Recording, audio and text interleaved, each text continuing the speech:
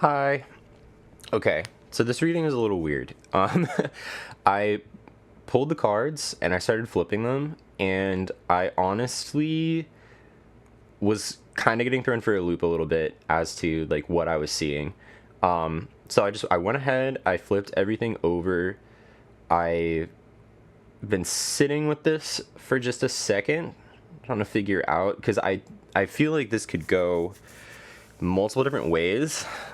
Given that it is a collective reading, I guess what I'm really feeling here is the energy being pulled in kind of several different directions, several different like possible scenarios, possible outcomes here. So I'm gonna do my best at kind of like wrapping all of them up into like something that has a little bit of a bow on it. But bear with me because this, for whatever reason, this reading is a little complicated for me. Maybe there's a blind spot that I have that I'm not, that's keeping me from being able to see this properly. But as we start off over here, Knight of Swords. So this gives me defending beliefs, defending ideals, kind of charging forward ambitiously towards a goal, wielding that sword of the mind to accomplish a task, to get to a place, to get to an outcome. There's like, kind of charging at a goal, if you will. The Lovers could be the goal that you're charging towards. It could be, I'm getting that for some of you, relationships and partnerships and kind of like what you see as quote unquote divine love, maybe like manifested through a counterpart, maybe a soulmate, maybe a twin flame, something like that. That's been kind of a goal for you for a while, that you've been and you're kind of just charging headfirst on that, like you're almost like fixated on it. This is giving me some like fixated energy as well. Something about this has led you to kind of have that externally minded ambition turn back inwards on yourself. So I'm getting that it's almost like inner and outer worlds of the mind, if that makes any sense. Like charging ambitiously outwardly, but also you have some quiet power. Like you have some internal power, that like some stuff that you maybe you're not fully, that hasn't fully been revealed yet. Related to the Lovers is definitely what I'm getting here. So maybe you were misusing your power in some way. Maybe you're realizing that charging head forward like this is not actually going to get you there. That could be where the Tower comes in. So I'm getting that for some of you, you've had a Tower moment around charging head forward into a Lovers type situation. Again, this could be soulmate, this could be twin flame. Those are different things. I'm not going to explain all of the difference. Maybe I will. It just depends. I don't know why this reading is like, it's like it's there, but it doesn't want to come out. It's like, maybe it's me. Like maybe I'm having trouble kind of seeing the bigger picture here. I'm not really sure, but I'm getting that for some of you, you have had a Tower moment around this, right? Like you've had a Tower moment around charging head forward into love, relationships, partnerships. For some of you, you've had a Tower moment around that quiet power, around like maybe being a little too callous, maybe like hiding something, kind of trying to manipulate the situation. That's what it is. So you were trying to manipulate a situation here. You were maybe not being fully truthful, and you have had a Tower moment around that. Some of you have already had this tower moment. I'm getting that for some of you, this tower moment is on the horizon. So you would know if you already had a tower moment. Those are, you can't really miss tower moments. Those are very obvious most of the time. So for some of you, you've already had this tower moment. You already have kind of like learned that lesson, as it were, which brings you here because it was something that was keeping you up. And I'm getting that you're no longer like the Nine of Swords to me, especially the Nine of Swords when it's upright. I look at this and this is like the keeps me up at night card, right? This is like the internal monologuing late at night, the ruminating thoughts. You know, you see the emotional distress here, maybe trying to cover up some of that, you know, mental and emotional distress with things like astrology. It's hard to see probably with the camera angle, but she's got a blanket there, and you know, each of it's roses, but then each of the blue squares is one of the zodiac signs. So reading into that a little bit, it's like, you know, when this card is upright, it's like you may be trying to cover up stuff, things that used to be comforting to you, that used to like kind of allow you to sleep, even though you had, you know, some sorts of conflicts and things like that going on in your life, no longer work. So like Nine of Swords upright to me is always I just call it the keeps you up at night card, right? Which would make sense if you had a tower moment around, you know, a twin flame or around a soulmate, love, relationships, partnerships, that sort of stuff. In reverse, I usually see this as, okay, it was something that was keeping you up at night, and you still have that little bit of inner turmoil, but you no longer, like, you're starting to release that a little bit. Like, you're starting to release that, you're starting to come through with that. I see Nine of Swords in reverse as, like, there is still that residual, like, mental and emotional anxiety around a situation, right? But that is starting to, you're starting to get over it, right? Like, it's still there, but it's no longer keeping you up at night. Like, it's the situation there is resolving itself. So the Six of Pentacles here, I'm getting financial stability. You know, this, I look at this as the charity card. And not necessarily charity in the sense of, like, you know, going to a food bank or donating to a food bank, or, like, you know, insert your charity here that I'm not going to name because we're on YouTube. And I'm not affiliated with any particular charity or anything like that. But, like, so I can't tell if this is you or if this is someone else.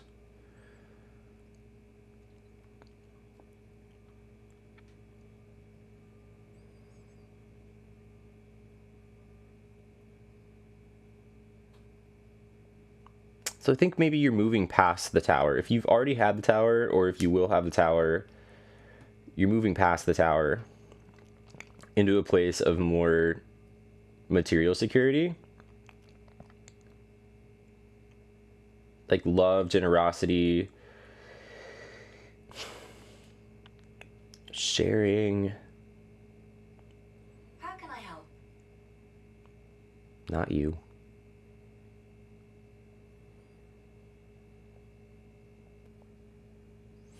Maybe releasing fear and worry around the outcome of the situation. Maybe this tower moment has forced you to release a lot of fear.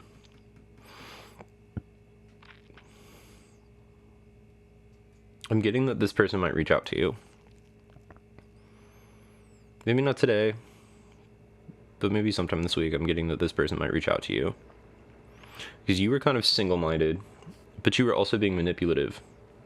And this is definitely your goal. I'm getting that this has been a goal for you for a long time. Love is important, you know. Something that I will say is that love is life. But that doesn't mean that relationships are life. That doesn't mean that a partner is your life, right? Like, that's a subtle but distinct difference that I feel like you have to kind of make, right? So we are going to talk about a little bit the different types of love. And we're also going to talk about the difference between a twin flame and a soulmate, because it has come up. So the difference between a twin flame and a soulmate is that with a soulmate, there's you as your three-part triune being, right? You as body, mind, soul. And then there's someone else, quote unquote, as body, mind, soul, right? Like there are actually two souls here, and then they're able to be mated, right? So in soulmate love, it's eros. So there's two different types of love. There's eros and there's agape. Eros is the more, I guess you could call it like material love. It's more from the ego. So somebody put it to me like this one time. It's like Eros is like romantic love, okay? Eros is that passion. Eros is like, oh my God, you complete me. I can't imagine my life without you. You're so amazing. Like, you changed my world. Like, you know, it's that like outpouring of emotions and metaphysical energy, like towards this other person. And that is, you know, super flattering to them. And they probably, maybe, hopefully feel the same way back. They're like, oh my God, yeah, you're amazing too. I can't believe that, you know, I met you, that we got to do this together. Like, I want to be with you for the rest of my life. And like that sort of stuff. It's like that real hot, like, emotional, you know, just all of that energy, right? So that's eros. That's romantic love. Agape is divine love. Agape is, you could also consider it unconditional love, right? Where like, you don't necessarily have to be romantically involved with somebody to have love for them in the sense of agape, right? So it's not that it's not romantic, and it's also not that it's strictly platonic. It's that it's like both of these and neither of these. It's like we don't need hot, heavy passion in order for love to be there. Like, it's just the beingness of love as opposed to the hot and heavy desire for love, right? So you can think of it in some ways as the difference between like romantic love and true love, quote unquote, right?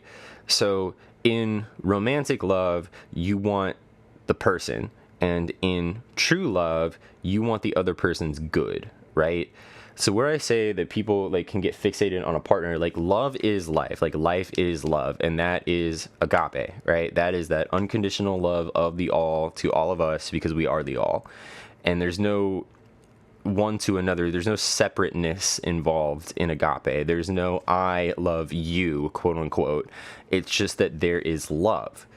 That's hard to explain. That's hard to conceptualize because it's not something that the mind, I think, really can grasp, right? So the reason that I point out the difference here is because in a twin flame situation, there's not actually two of you.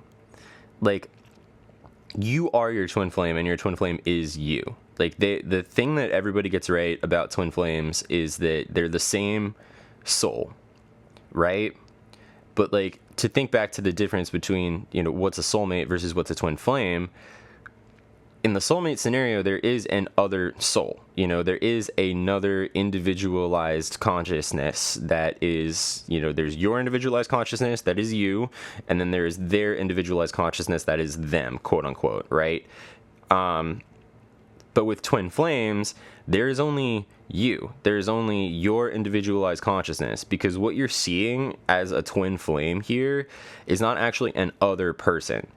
It's your individualized consciousness occupying another body and mind, right? Like occupying and driving another body and mind, having different lived experiences than you are from your perspective. So the reason that I bring this up is because in a twin flame situation, if you charge in head first, headstrong, and or attempt to use your power to manipulate the situation, this is what you're going to get out of that. Okay? This is what you're going to get out of that. Every time. Because it doesn't work the way that soulmates work.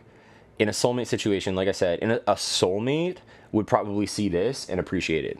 A soulmate would look at, oh my gosh, this person is charging head first. They're even willing to kind of like, you know, be a little coy, be a little like kind of sneaky, little manipulative, like maybe a little snarl, a little smirk on the face, trying to like court somebody, right? A soulmate is gonna see stuff like that, and they're gonna love it. They're gonna appreciate it. They're gonna want to reciprocate that. Like they're gonna be willing to kind of like, you know, they're gonna find it flattering. When it's a twin flame, it pushes them away, and there's a lot to that. I'm not the twin flame guy. I'm not gonna try to be the twin flame guy. I do happen to know a lot about the subject. I really don't want my channel or my presence here on YouTube to be just totally associated with twin flames, because there are enough people that deal with that as their primary thing, and I don't feel like I need to be, you know, there's a guy that already cracked it. Like, listen, if you want to learn more about twin flames, go check out New World All-Star. Straight up. If you want to learn more about twin flames, what they actually are, like the truth of all of that, he is an invaluable resource. Okay, so I'm not going to go into all that. That's his bag. A lot of what I would be saying is just what he would be saying. So both as, you know, number one, that's not my bag. Number two, I don't want to steal his thunder. So if you want to learn more about twin flames, go to his channel, watch his videos. It's incredible stuff, very insightful, led to some pretty major breakthroughs with me in my situation. So in a nutshell, though, if you try to run headfirst at a twin flame, if you try to manipulate yourself into a twin flame relationship, or manipulate a twin flame into staying in a relationship, all that does is cause basically a buildup of metaphysical energy that eventually just gets shot off in their direction, and it blows up in your face, and they run away because it's too much. The nutshell version of it is that in the Eros, that, you know, that mental and emotional and metaphysical energy needs to be specifically and intentionally directed at this other person, because there is actually an other person, and there is actually something that you need to do in order to court them, in order to get them to want to hang out with you, in order to keep them around, and like all that sort of stuff, right? When it's a twin flame, it's just you. And what that means is that mental, emotional, and metaphysical energy that you feel for the other person is already naturally moving in that direction. You don't have to do it. You don't have to say anything about it. You don't have to intentionally move it in that direction, right? It's already naturally occurring. Like, it's just the fact that you, if this is a twin flame, the fact that you are sitting there feeling however it is that you feel about your twin flame, that energy is already being sent to them, because it's just you. Like, that energy already exists within you as a conscious being, and therefore it also exists in them as a conscious being, because it is you. It's just the one conscious being. There's only two at the level of the mind and the body, right? And so there's a whole different set of lived experiences, right? And there's obviously a different physical body, but that's it. There's going to be a lot of similarities in the ego. There's going to be a lot of similarities in the personality, because it's you. And the theory here is that a twin flame is essentially your past life. My theory is that it is your immediately previous incarnation to the one that you are directly experiencing right this second. So the you that is watching this tarot reading, was them in a past life. And again, what I think is your immediately previous past life.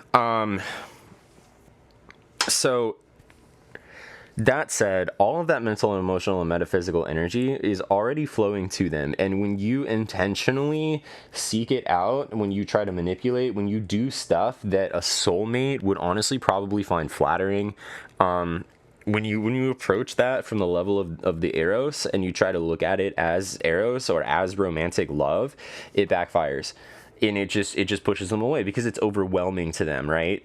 Like they already feel that energy that is emanating, right? Like they already feel that. So imagine as strongly and intensely as you're feeling for your twin flame, right? Imagine that, like all of like what you're feeling right now, they already feel that you're feeling that. They already know that you're feeling that, okay?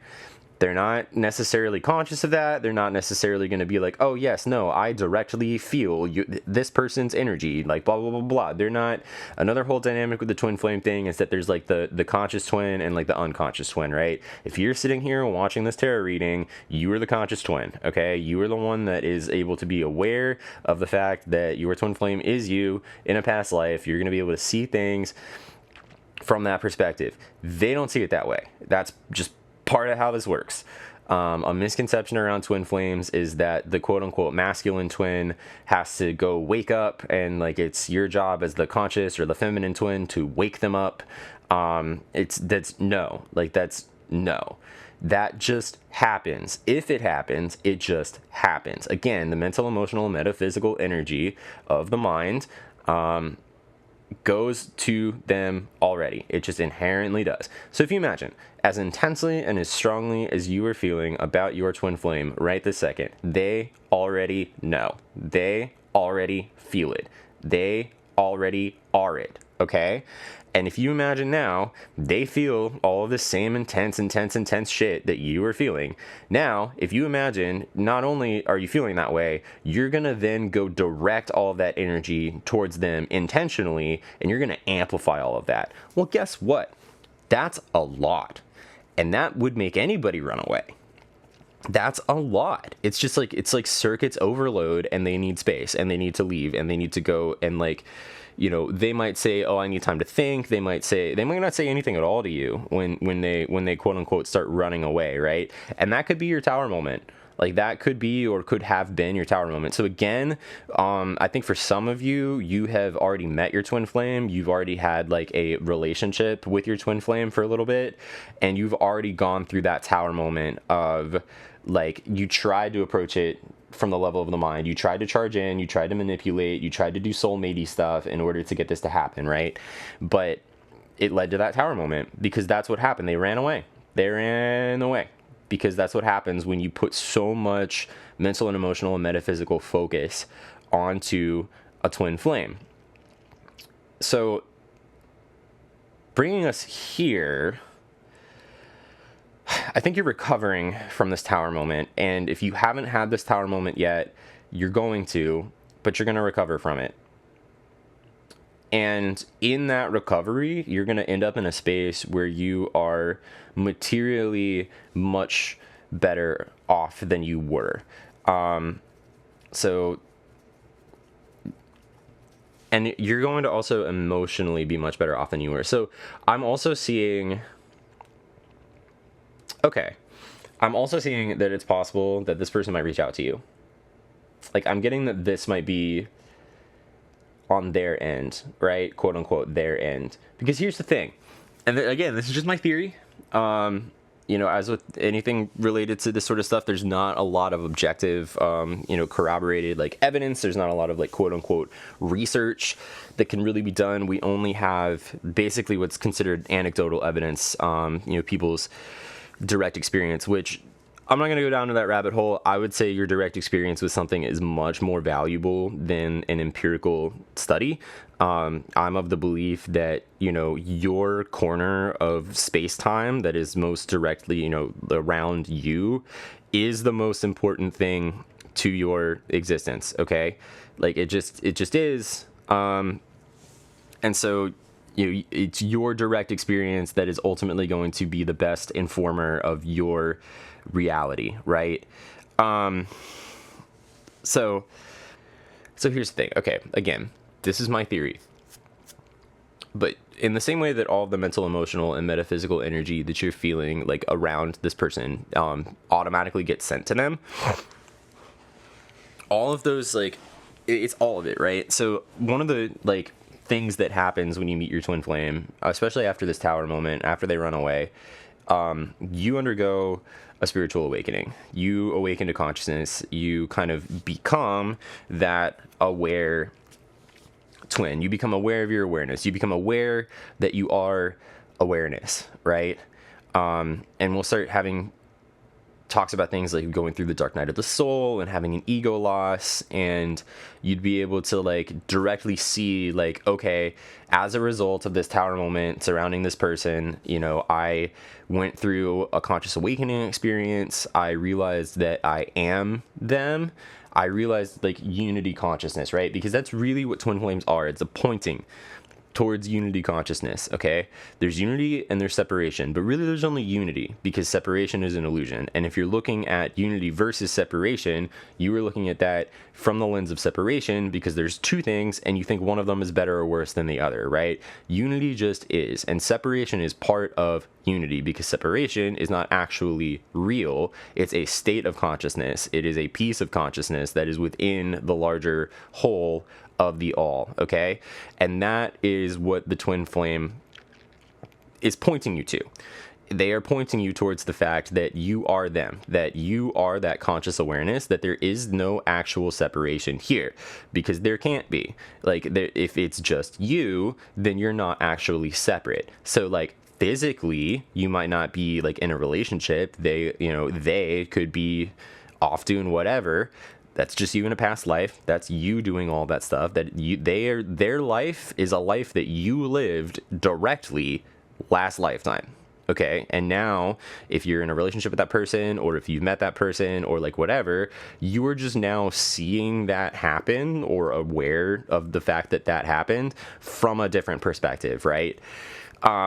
So that's kind of a wild thing. It's a little weird. Like I said, this is a lot to explain. I was not expecting this reading to go here today, but that is 100% what this is giving me, especially with the Lovers card coming out the way that it did. So where was I going with that? So when you go through that dark night of the soul, you as the quote unquote conscious one are going to recognize it as being like, okay, this is the dark night of the soul. I'm awakening into consciousness. Like, I feel, you have a shift in identity and you realize like, I am the awareness. I am not the mind. I am not the body. I'm the thing that is piloting the body and the mind. And not only do you realize that conceptually, you also start to have experiences surrounding that, right? You start to realize you just are. Like, in every experience that you've ever had, you have been the experiencer. You're not the sum of the experiences. You're not the thing that is altered or changed by those experiences, because those would be mental and emotional patterns which are of the mind. You're not the mind. So the mind and the emotional bodies are what get programmed by these experiences that happen, right? But you are not those patterns. You are the thing that has experienced everything, that has observed that change that occurs in the quote-unquote lower consciousness, in the level of the body and the mind. You are observing that. You are aware of how different experiences have affected the programming and the patterns that exist within your body and your mind, right? So basically, it's not that they go through the same things that we go through, but it's that they feel that, right? Like, as you're going through your dark night of the soul, they might be going through like a pretty depressive phase, right? Like but they're not going to call it dark night of the soul, right? Like, they're not going to come out on the other end of that and be like, oh my God, I'm awakened now. I realize that I am awareness. I remember past lives, and I know that like that you are me and I am you, and like all that stuff. Like, it's not going to be like that. But they will say things like, oh my God, I was just so depressed, and like I didn't know, like, and they might, depending on who they are, they might not even be that forthright about it, right? But they do feel it, okay? Like, I guess that's what I'm saying here, is that it's like, it's understood, right? It's like,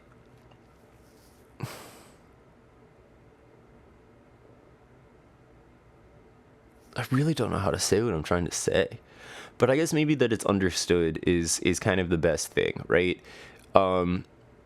There's just a level of understoodness, a level of understanding, quote unquote, between the two of you. And like whatever it is on the surface right now, like maybe they ran away and you had a tower and you'd been up at night and you're coming over that, and you're moving into like this kind of energy. Embrace the awakening. Don't worry about the person, because there's not another person. It's just you. They might reach out. I think that you've been doing some inner stuff. They might reach out. I don't know. Don't quote me on that. Holy shit. So I just pulled a couple extra cards because I'm still trying to figure this out. And we got Ten of Cups and Page of Pentacles.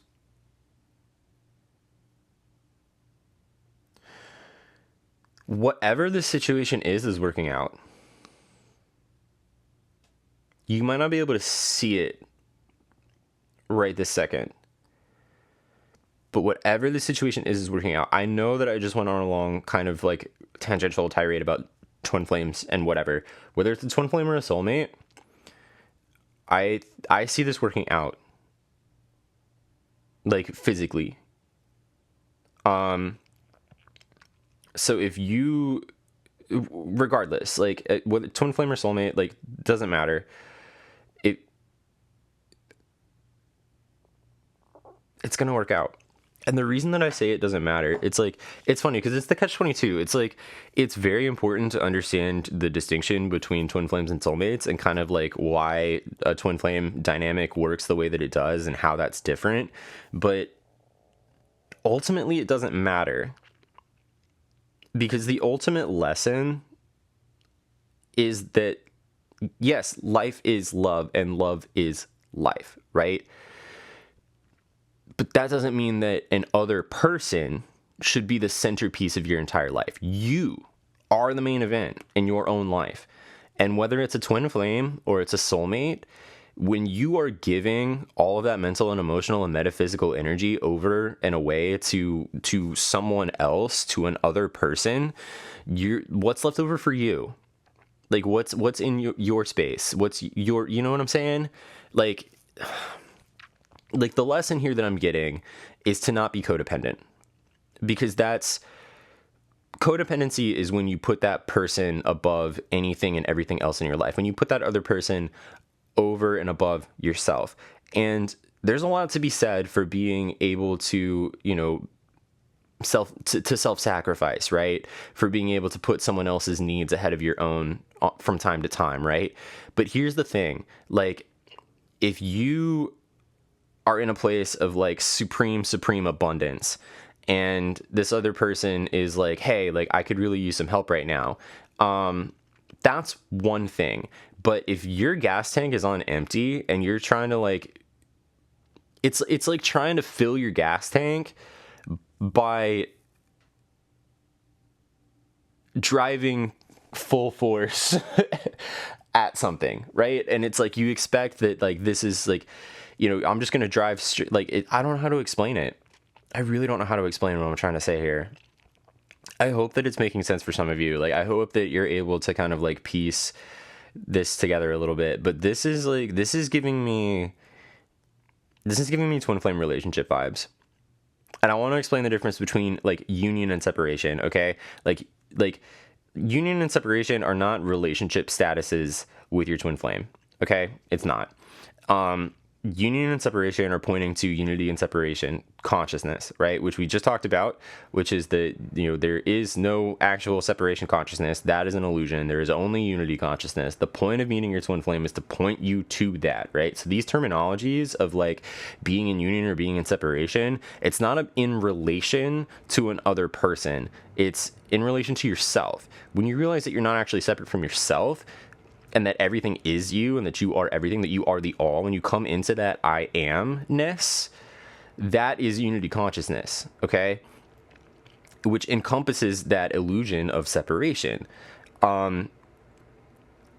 That's the goal here. Like, you can't accomplish that, quote unquote, through or with an other person, whether that's your twin flame or a soulmate. Like, if you are putting, if you're in a relationship with somebody and if that person left your life, and your life would be radically, like, you wouldn't be able to continue living, you know, and like I don't mean that in like a morbid or dark way, but I mean that in like a, you know, not, beyond I would be a little hurt or upset. You know, if your entire sense of self and your self-worth, your identity is tied up in, you know, being in a relationship with another person, that's a problem, y'all. Like that's codependent. That's codependent AF. And it's not healthy. Like it's one thing, like, you know, there's unconditional love, and then there's the illusion of unconditional love, which is I'm just going to put myself into as many like crappy situations as I need to in order to maintain this relationship because we just love each other so much. It's like that's not unconditional love. That's I'm willing to sacrifice and hurt myself in order to continue drinking from this tap, as it were. It's like addiction, you know? It's like you get addicted to the other person and you're willing to do whatever you can to keep getting that hit. And that's not unconditional love. Like unconditional love is not that. Unconditional love is, hey, listen, sometimes I need to step away. Sometimes I need to step away. When they ran because they needed to step away. It doesn't mean that they don't love you. It doesn't mean that they don't care about you. It doesn't mean that you didn't affect them or impact them in any of the ways that you feel like they affected or impacted you, right? It doesn't invalidate any of your emotional experiences. It doesn't mean that they lied to you. It doesn't mean that they cheated on you. It doesn't mean that they don't care. It doesn't even mean that they necessarily would prefer to be with someone else. Like what it means is that they just needed to walk away, that this was too intense, this was too much, and we needed time to step away. So in Eros, that hurts because you want the person, right? I want the person around, I want the person around. But in Agape, it's like, is that painful? Yeah, in the sense that you observe the pain, but it's not actually like Agape is being able to like take that step back and be like, listen, okay, cool, like this sucks and I definitely still would like to be with you, but the ultimate truth here is that like I still love you either way. Like that love is still there and you're aware that that love is still there because you are the love. And so you don't need to be in a relationship with somebody to love them. And I don't mean that, again, I want to be real clear, I don't mean that you should then be pining away and be like, oh, well, we're not in a relationship right now, but I love them so much. And it's like, no, you just like, it's an indescribable thing because agape is inherently ineffable. Agape is consciousness, and the mind can't understand consciousness, and it can't describe consciousness, and it can't explain consciousness. It just is. So the best that I can do is just give you a whole bunch of things that point you at the thing that you are. And if none of this is making sense, go meditate. I'm getting the sense that you might want to do that, but ultimately here, this works out. This relationship works out. And it honestly gets to a place where, like, we got the Lovers and we got the Ten of Cups. We also got Page of Pentacles, Six of Pentacles, right? So, just looking at that, it's like you're in a place like you guys. This relationship works out, and you have like a financial abundance, like material abundance. You're in a position where you're able to be charitable, right? Like you have enough that it's overflowing, and not in a bad way. Like you have enough that you can like, you know, because sometimes overflowing is like too much. Like people think of abundance as like being only ever a good thing, but you got to think about it. Like if you have an abundance of something, sometimes that's too much, right? And you can also have an abundance of something that you, from the level of the ego, would say, I don't like, right? Like abundance is just abundance, right? It's not inherently good or bad, and it's not necessarily indicative of a particular thing that you have an abundance of. It's just abundance is abundance. So I'm thinking like, so there's material back and forth here, and there's emotional back and forth here. I feel like this is coming into stability. This is going to feel really familiar to you. Why? Because it's you, okay? And also because you've had experiences with this person before. So it's going to feel kind of familiar. I think they're going to reach out to you. Like, that's what I'm getting, and I don't know why. I'm getting that they're going to reach out to you because ultimately this relationship works out. like whoever this person is that you were charging at, like who, like that you were kind of like trying to manipulate, after this tower moment and the fact that you have released, like I'm getting, this is getting me like your release of those fears and worries and anxieties and things like that are what's going to cause them to reach out. And that's why I say this is a twin flame thing, because it's so funny, because it's like when you move on, they want to come back because you're no longer obsessed with them. There's no longer that like overload of energy that's moving towards them. It's like, okay, like I'm over this, I'm past this, this just is.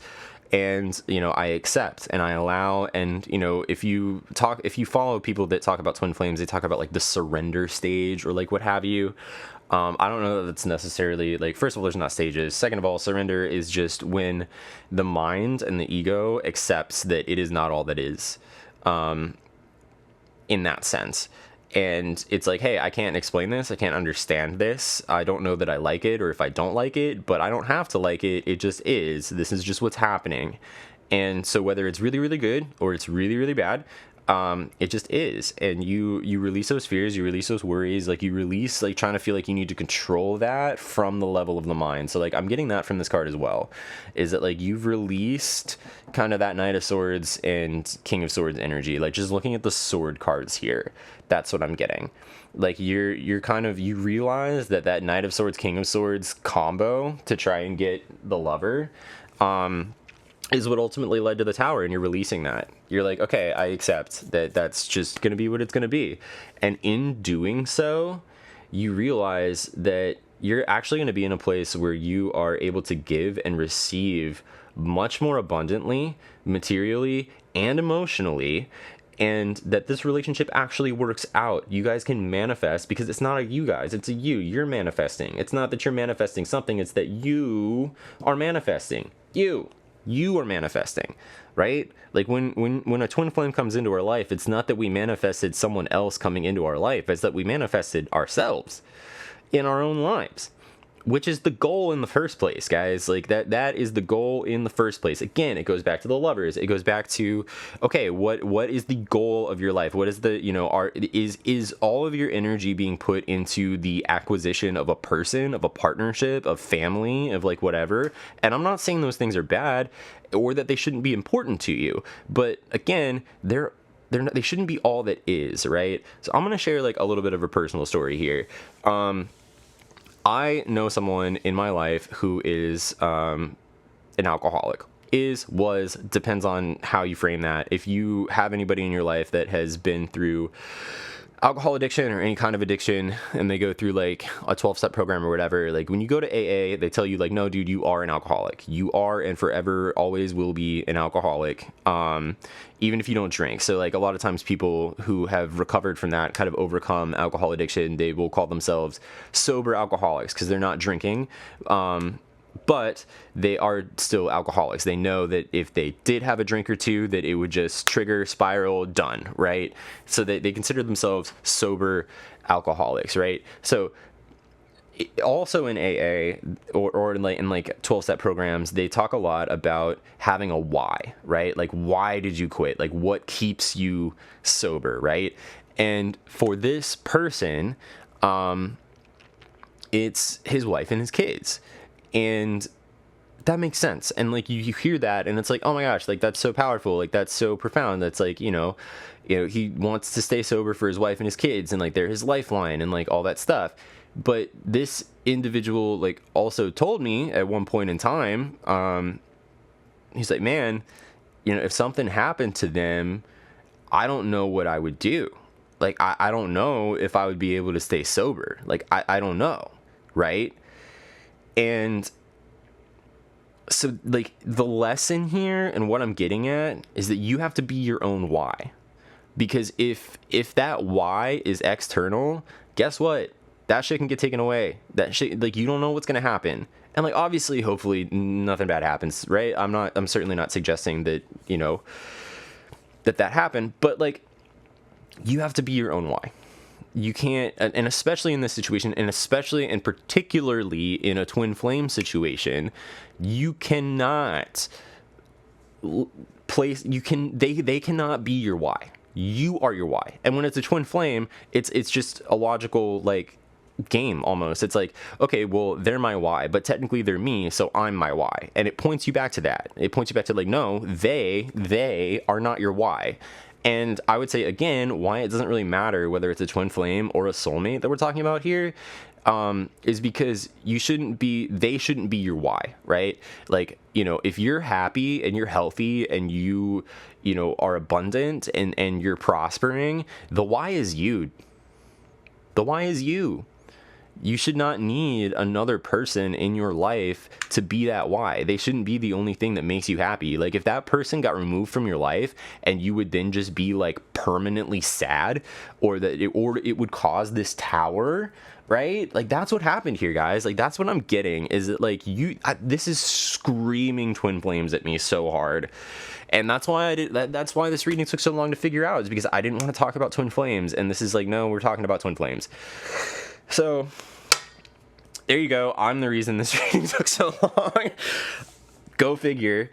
But like I think that's what happened here, y'all. Like, y'all had a tower moment. Somebody, like, I think a lot of you, but I think there's at least a couple of people in particular here that had like a super huge tower moment around twin flame, because you put that person was your why, and you wanted to have that happiness, and you wanted to like seek that happiness through them, and they left, and that was the tower. They left, and everything came crashing down, because you were like, oh my god, what do you mean? Like, I in past relationships, I've been able to just charge straightforward and be of the mind and be very strong-willed. I've been able to kind of manipulate the situation a little bit, have that more like subtle power, and kind of like keep that person around, right?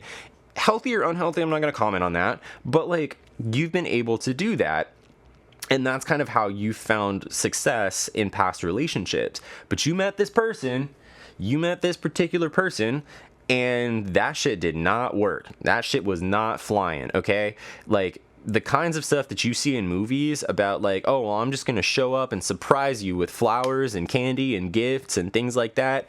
You do that shit with your twin flame, I swear to God. You do that shit with your twin flame, you are asking for a world of hurt. You are asking for a world of hurt. It's so counterintuitive. But it's really not when you think about it. Because you don't have to, like, ideally somebody just wants to be with you.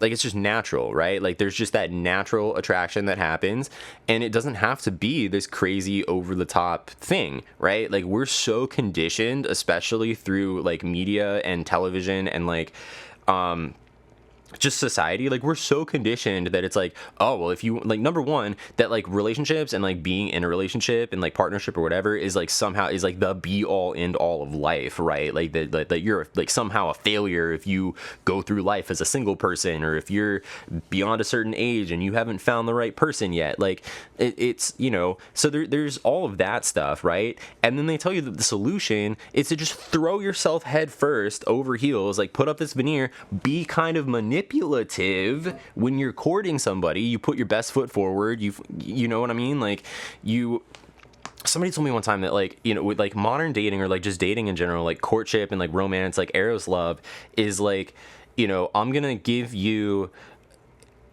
an illusion of myself, and you're gonna give me an illusion of yourself, and if the illusions like each other enough, then over time we'll start to peel that back and you'll get to know the real me.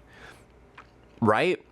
And it's just like, no, like it doesn't have to be like that. So anyway, so then we're told that the solution is to just do head over heels and go court them, and be a little bit deceptive, be a little bit manipulative, be, you know, put up that veneer, you know, shine your shoes, clean out your car, like all that stuff. And I'm not saying don't do that, okay? But like, if you're gonna clean your car for yourself. Like, don't clean your car because, you know, you're gonna go pick up this guy or girl on a date. You know what I mean?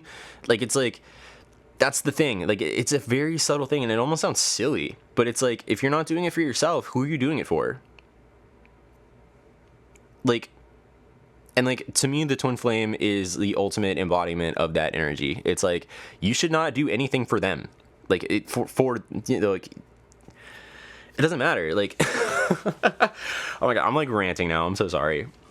But like, anyway, this works out, okay? Like, regardless of anything else that I'm telling you, this works out.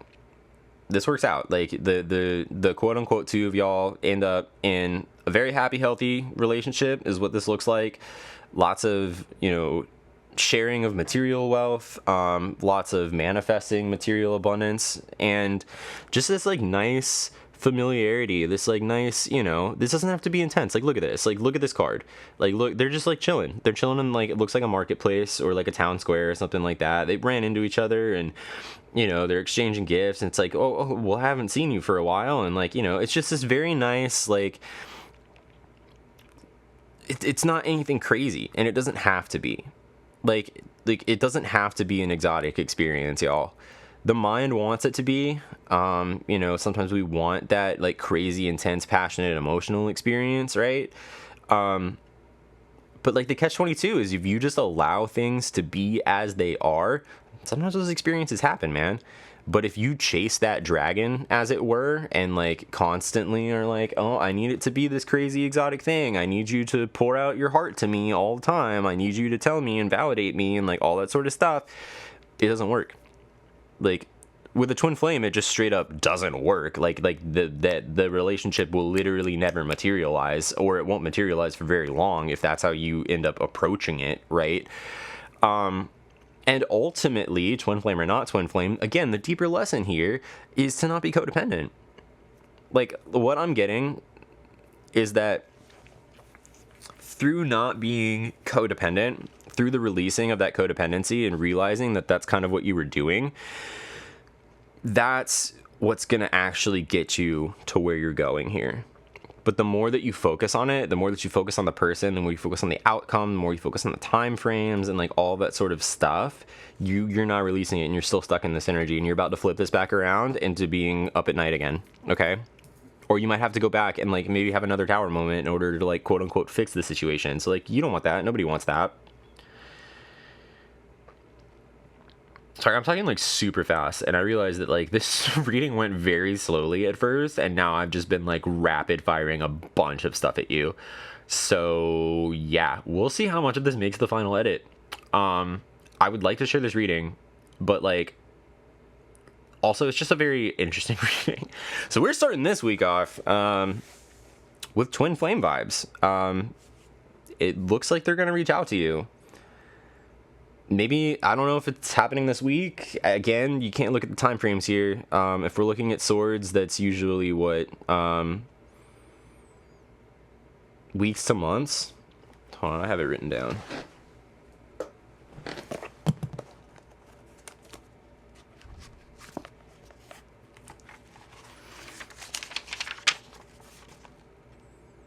Yeah, weeks to months. So that's what I'm getting here. So, I mean, given this is a 9 of swords, so maybe, 9 weeks, 9 months, I don't really know. Maybe it does happen for you this week. But again, we're focusing on the time frame here now, right? It doesn't matter. Like, I guess if you're in this situation and you're concerned and you're worried and you're anxious and like what have you, you're starting to release that, they're going to reach out to you. They're just going to. Don't worry about the when. Don't worry about the how.